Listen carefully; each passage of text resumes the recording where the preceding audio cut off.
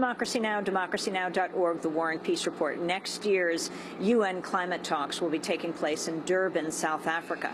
Well, while environmentalists are gathering from around the world here in Cancun for these UN climate change talks, the Nigerian activist Nnimmo Bassey was in Stockholm, Sweden last night to receive the Right Livelihood Award, known as the Alternative Nobel. He won the award along with Brazilian-Austrian Bishop Erwin Krautler and representatives of organizations support activities for poor producers of Nepal, as well as Physicians for Human Rights Israel. Nnimmo Bassey is the executive director of the Nigerian group Environmental Rights Action and chair of Friends of the Earth International. He spoke in the Swedish parliament last night at the Right Livelihood Award ceremony.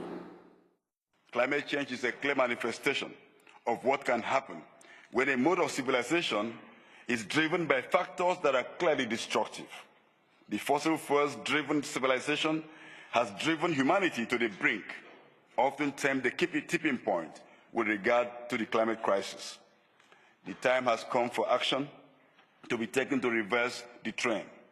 The time has come for the world to look away from the carbon-driven development path and its governing mentality. It is time to end carbon offsetting and carbon speculations as solutions to climate change. We have to see trees for what they are and not pretend that they are nothing more than carbon stocks. The false solutions being paraded at the conference of the parties going on at Cancun can get as shocking as when organized climate crimes are rewarded with carbon credits and cash. An insulting example is one where the World Bank plans to extend support from the carbon trade route to gas flare projects in the Niger Delta. The unethical base of this scam can be seen in the fact that gas flaring has been an illegal act in Nigeria since 1984. And there is no way the halting of an illegal activity should end carbon credits, except if the entire carbon trade bazaar is a scam. It is time to say no to the pretense that agrofuels can replace fossil fuels, or that they are renewable and green, when it is clear that they are not. The focus on agrofuels has led to massive land grabs in Africa. This has meant marginalization of the poor, pressures on food supplies, diversion of land from food crop production, deforestation, and abuse of human rights, to mention just a few. It has also been seen by the biotech industry as a crack in the door, allowing them to introduce genetically engineered crops where such would ordinarily be resisted and rejected.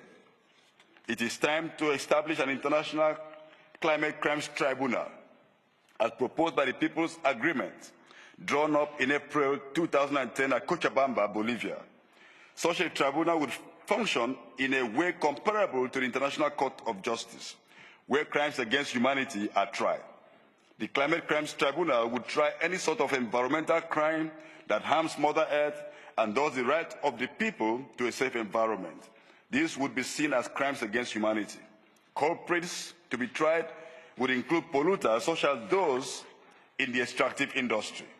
It would also put corporations as well as their directors in the dock for climate and environmental crimes, which are in effect crimes against humanity.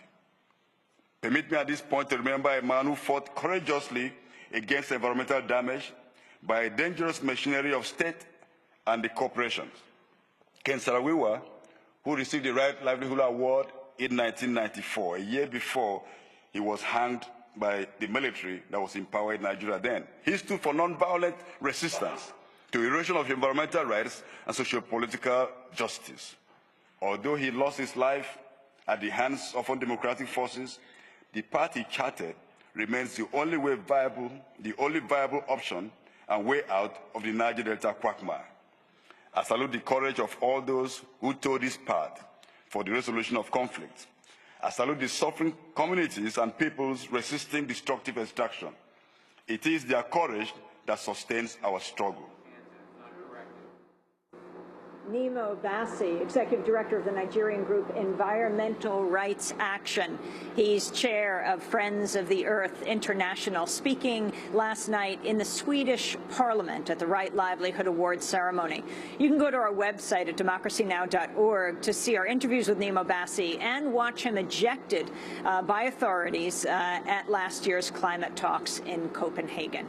And that does it for our broadcast. Democracy Now!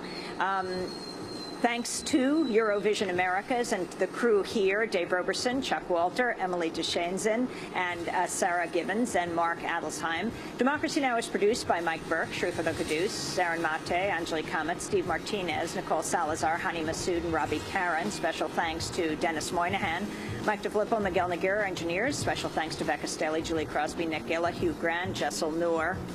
You can go to our website at democracynow.org to get the full transcripts, video, and audio podcasts. You can follow us on Twitter and on Facebook. I'm Amy Goodman in Cancun. Thanks for joining us.